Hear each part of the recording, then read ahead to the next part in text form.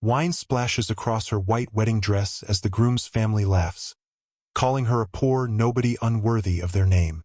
In front of stunned guests, her groom turns his back, allowing the humiliation to continue. They think they've crushed a helpless bride, until a powerful woman walks in and asks one deadly question: "Who touched my daughter?" What follows shatters reputations, destroys empires, and reveals that the woman they mocked is a billionaire heiress they should never have crossed. Hey family, welcome to Real Life Heart Stories. Please subscribe and give this video a like. It truly means the world to us.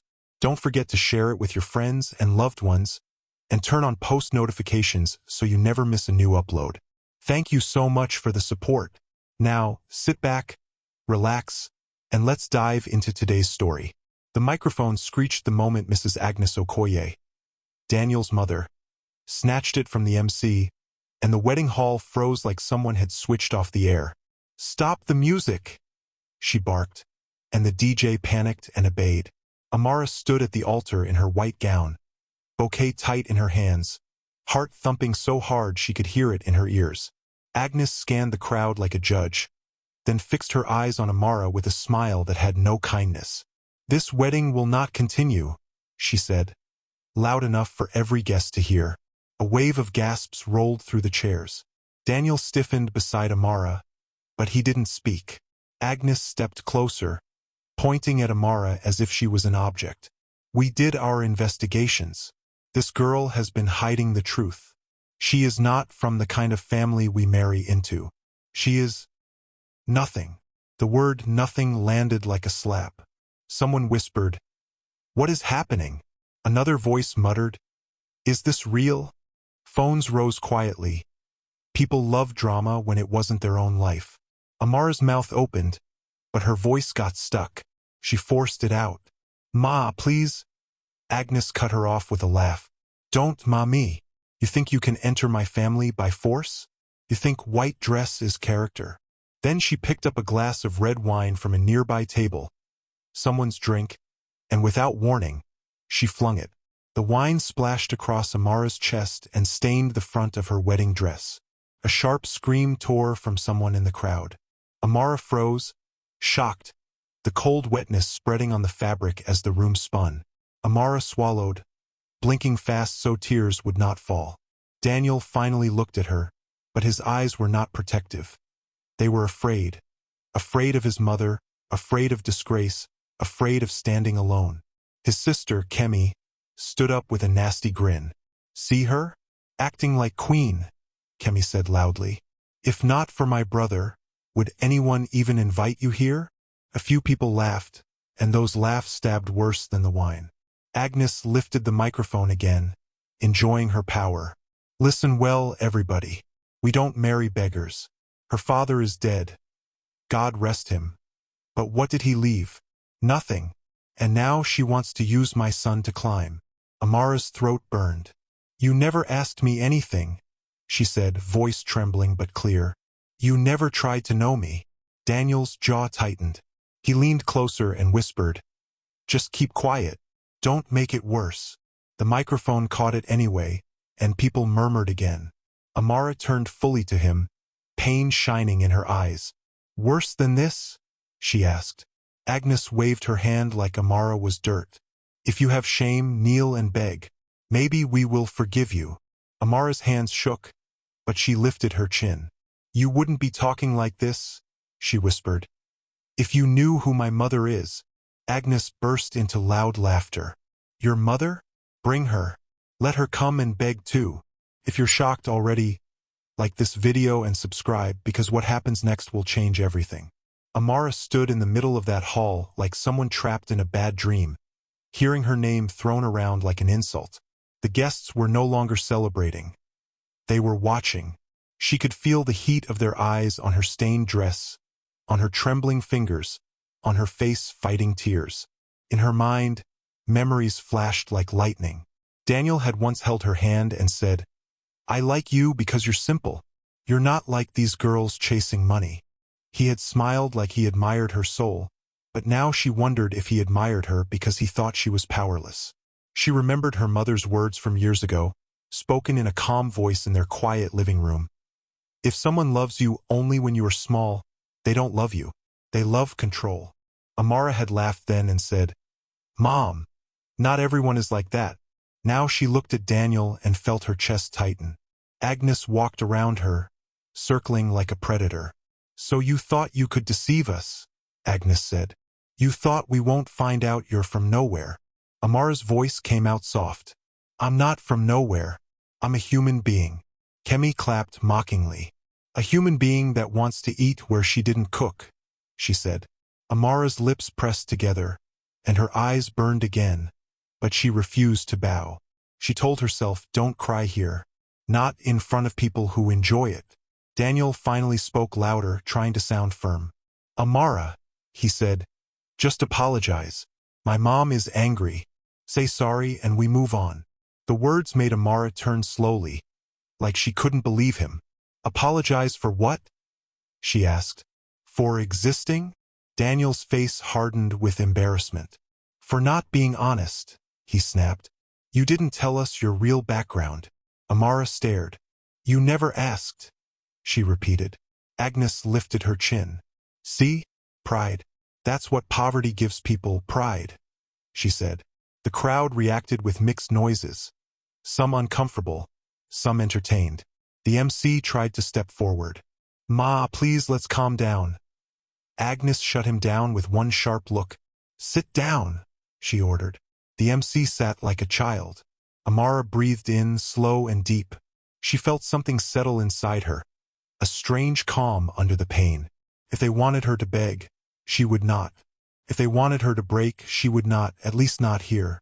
She slid her hand into her small purse and wrapped her fingers around her phone. She typed with steady hands, forcing herself not to shake. "Mom, it's time." One sentence. No crying emojis. No long explanation.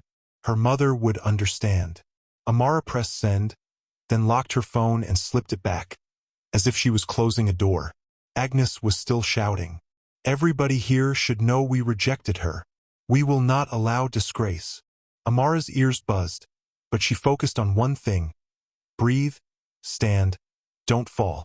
Daniel stepped closer again, voice low. "Why are you doing this?" he demanded. "Do you want to destroy my family name?" Amara looked at him with quiet disbelief. "Your family name is destroying me," she said. Daniel's eyes shifted away. Kemi smirked. "She thinks she's special," she said. Agnes snapped her fingers again. "Security! Remove her!" Amara did not scream. She did not run.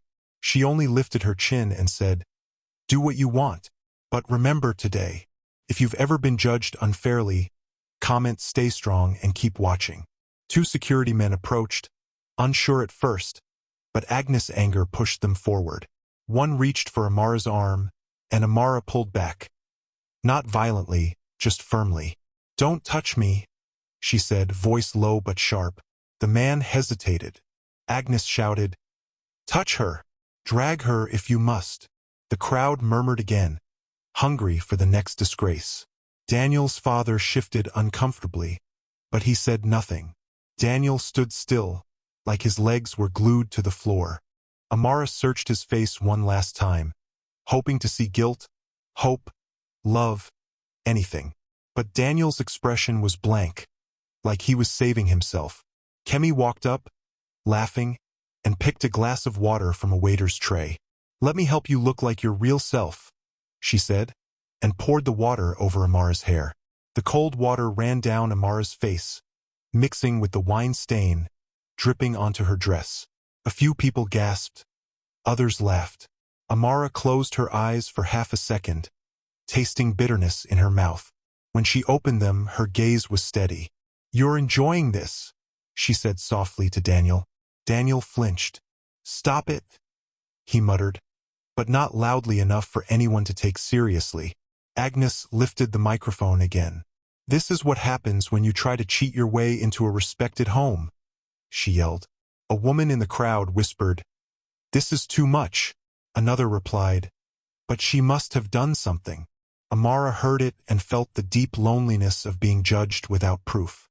Then Daniel did the final thing. He reached for Amara's hand, not gently this time, and pulled the ring off her finger. He held it up like a trophy, then slipped it into his pocket. "It's over," he said, voice tight. "Leave before you embarrass yourself more." Amara stared at her bare finger, the place where the ring had been, and something inside her cracked. But it didn't break her. It hardened her. She nodded slowly. "Okay," she said, surprising even herself with how calm she sounded. Agnes laughed triumphantly. Finally, she knows her place. Amara turned toward the exit. The security men stepped aside, shocked that she was walking out on her own. The hall doors opened, and she stepped outside. The sky had darkened, and rain had started to fall. Light at first, then heavier.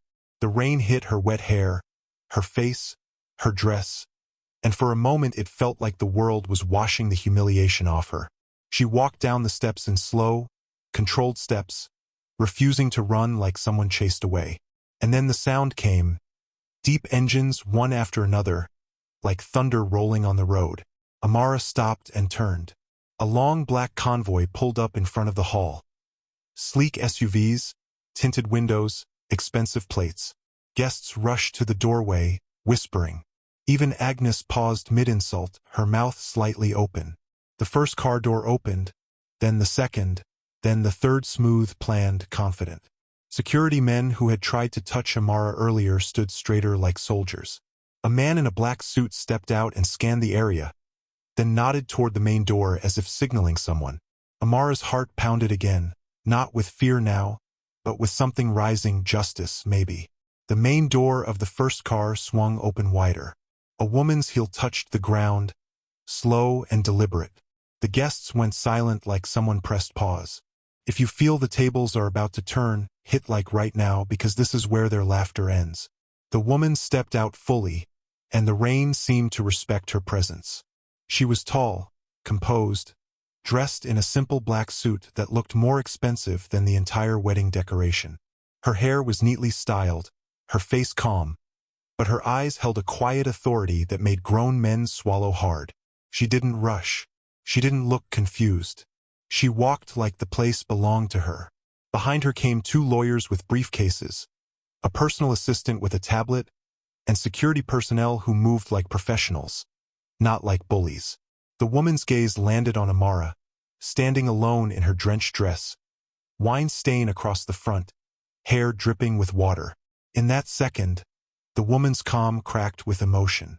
She walked straight to Amara and pulled her into a firm embrace. Amara's lips trembled, and for the first time she allowed herself to breathe out the pain. "Mom," she whispered. The woman held her tighter. "You did well," she said softly. "You didn't beg. I'm proud of you." Then she pulled back and wiped Amara's cheek with her thumb, not minding the rain. "Now," she said, voice dropping into steel, "let's go inside." The wedding hall doors opened wider as people stepped back like the air had shifted. Whispers spread fast. "Is that who I think it is? No way. That's Eleanor Kingsley." The name moved through the crowd like electricity. Eleanor walked into the hall with Amara beside her, and the entire room rearranged itself around them. People stood, people sat, people suddenly remembered manners. Agnes, still holding the microphone, tried to laugh again, but it came out weak. "So you are her mother?" Agnes said, voice attempting to sound strong. Eleanor didn't answer immediately. She looked around the hall, taking in the faces, the phones, the spilled shame, the stained dress. Then she spoke, calm and clear. "Who humiliated my daughter?" she asked. The question wasn't loud, but it forced silence. Agnes lifted her chin, trying to hold her pride. "Your daughter came to disgrace my family," Agnes snapped. "She hid who she is. She wanted to trap my son." Eleanor's eyes narrowed slightly. "My daughter does not trap anyone," she said. "She chooses. And today, she has seen what she needed to see." Daniel stood up slowly, pale. "Ma, I didn't know," he stammered. Eleanor turned her gaze to him, and Daniel's voice died in his throat. "You didn't know what?" Eleanor asked. "That she has money? So respect depends on wealth." The crowd murmured. Agnes' face started to change, recognition fighting denial. "Wait," she whispered, staring harder at Eleanor. "Eleanor Kingsley?" Eleanor took a step forward and reached for the microphone. Agnes' hand trembled as she handed it over, almost without realizing. Eleanor faced the hall. "Yes," she said simply. "Eleanor Kingsley. And this is my daughter, Amara Kingsley." A gasp swept through the room like wind. Daniel's father sank into his chair as if his bones failed him. Kemi's mouth fell open. Agnes' lips shook. Eleanor's voice stayed calm. "You poured wine on her dress," she said, eyes on Agnes. "You poured water on her head," she added, eyes on Kemi. "You called her nothing." She paused. "Now you will learn the price of cruelty. If this entrance shook you, subscribe now, because what follows will crush their pride completely." Eleanor didn't raise her voice, but her calm sounded more dangerous than shouting. "Amara is my only child," she announced. "Her father is dead, yes, but his legacy is alive. I am a widow, yes, but I am not weak." She looked directly at Agnes. "You called her a beggar. You called her nothing. You mocked her father." Eleanor's jaw tightened slightly. "My husband built Kingsley Holdings from nothing, and when he died, I carried it. Today, Kingsley Holdings controls contracts in oil, construction, importation, property, banking partnerships, many of which touch your family directly." Agnes swallowed hard. I didn't know," she whispered, suddenly shrinking. Eleanor tilted her head. "You didn't need to know," she said. "You needed to behave like a decent human being." Daniel stepped forward, desperate. "Mrs. Kingsley, please," he pleaded. "I love Amara. I was just shocked. My mom was angry. I didn't mean—" Eleanor raised a hand. "Stop," she said. Daniel's words died. Eleanor turned to Amara and spoke gently for a moment. "My daughter," she said. "Look at me." Amara lifted her eyes. Eleanor smiled softly. "You don't have to say anything," she told her. "Your silence is enough." Then Eleanor turned back to the hall. "Amara lived simply because she wanted to find real love," Eleanor said. "She didn't want men who chase money. She wanted character." Eleanor's gaze swept over the guests. "Today, you all watched humiliation, and some of you laughed. Some of you recorded. Some of you said nothing." People shifted uncomfortably. Agnes suddenly dropped to her knees, her wrapper rustling as she grabbed at Eleanor's trouser leg. "Please," she cried, voice breaking. "Forgive me. I didn't know she was—" Eleanor stepped back immediately, not allowing her touch. "Stand up," she said, firm. "Do not kneel before us. You are not worthy of that." Kemi's voice shook as she tried to speak. "Auntie, it was a joke," Eleanor cut in. "You poured water on a bride's head on her wedding day," she said. "That is not a joke. That is wickedness." Daniel's father finally found his voice, but it was weak. "Madam," he said, "we can settle this privately." Eleanor's lips curved into a cold smile. "Privately?" she repeated. "You humiliated her publicly. We will address it publicly." One of Eleanor's lawyers stepped forward and quietly handed her a tablet. Eleanor glanced at it, then nodded once.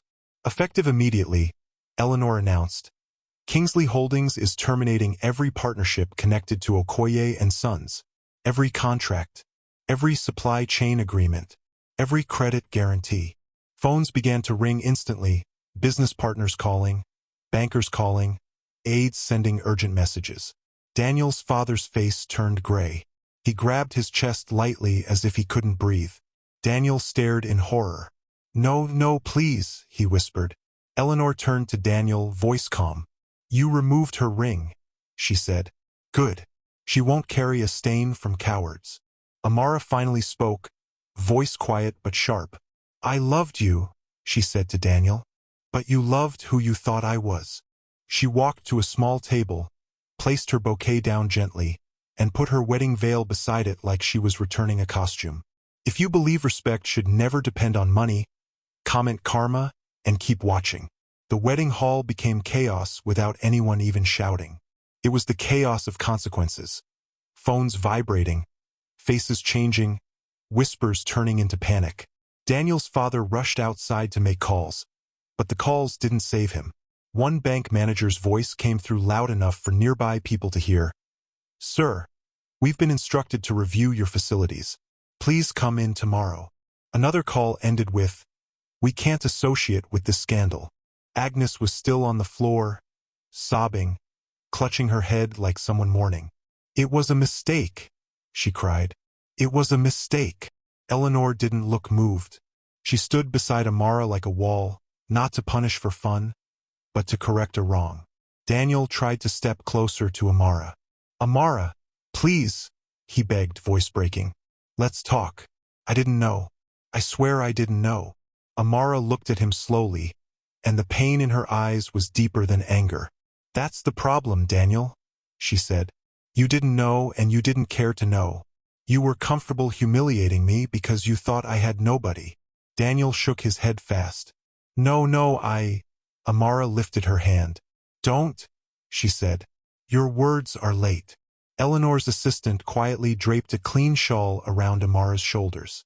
The gesture was small, but it felt like dignity being restored thread by thread. A guest tried to approach Eleanor. "Madam, please," the woman said nervously. "Maybe they didn't mean it like that."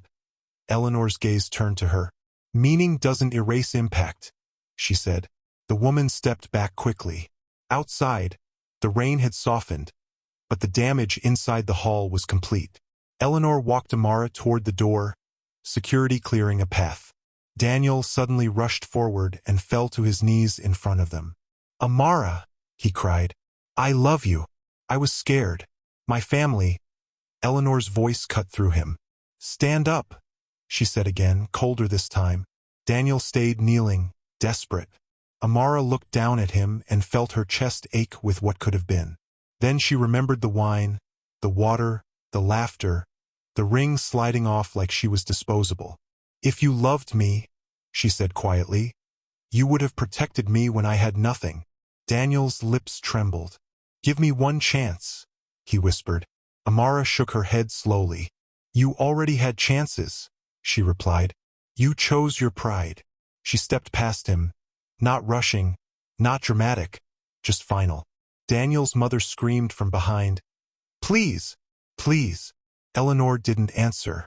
The convoy doors opened again, and Amara entered the car with her mother, breathing shakily as the reality settled in.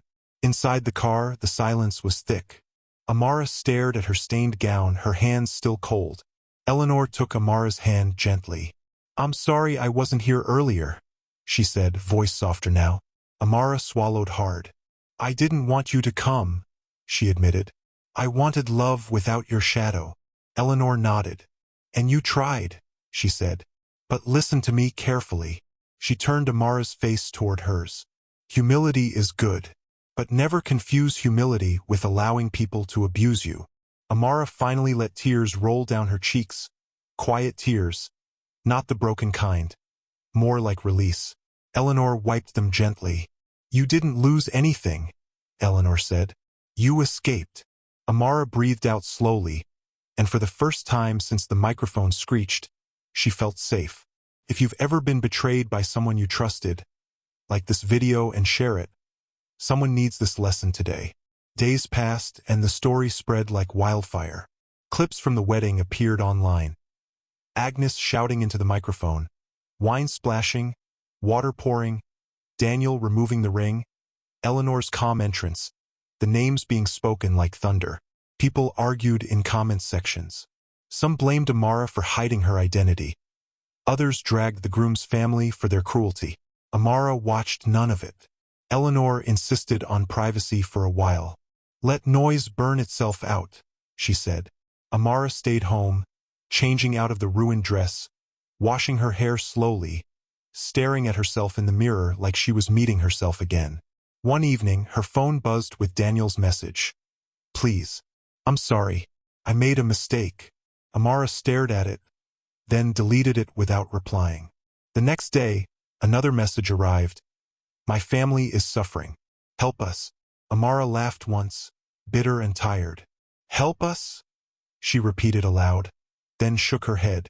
Eleanor heard her and came into the room. "You don't owe him mercy," Eleanor said quietly. Amara nodded, but her heart still hurt.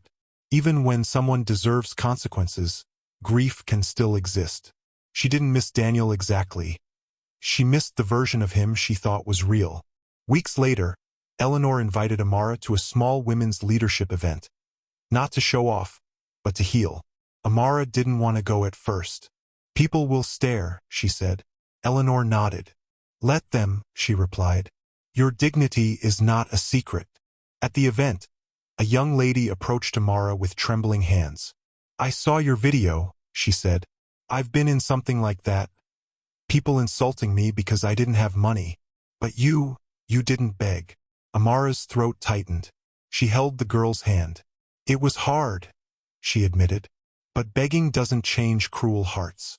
It only teaches them that cruelty works." The girl nodded fast, eyes wet. "Thank you," she whispered. That moment did something inside Amara. Turned her pain into purpose. Later, when Amara was asked to speak briefly, she stood, hands steady. "Some people love you when they feel bigger than you," she said, voice calm. "The moment you rise, they hate you. So don't build your life around shrinking. Build your life around truth." The room was quiet, listening, not judging. Amara felt her spine straighten as if her confidence was coming back home. That night, Eleanor sat with Amara on the balcony, the city lights glowing softly. Eleanor poured tea and watched her daughter carefully. "Do you regret loving him?" Eleanor asked. Amara stayed quiet for a moment, thinking. "No," she said finally. "I regret ignoring the signs." Eleanor nodded slowly. "Love is not the shame," she said.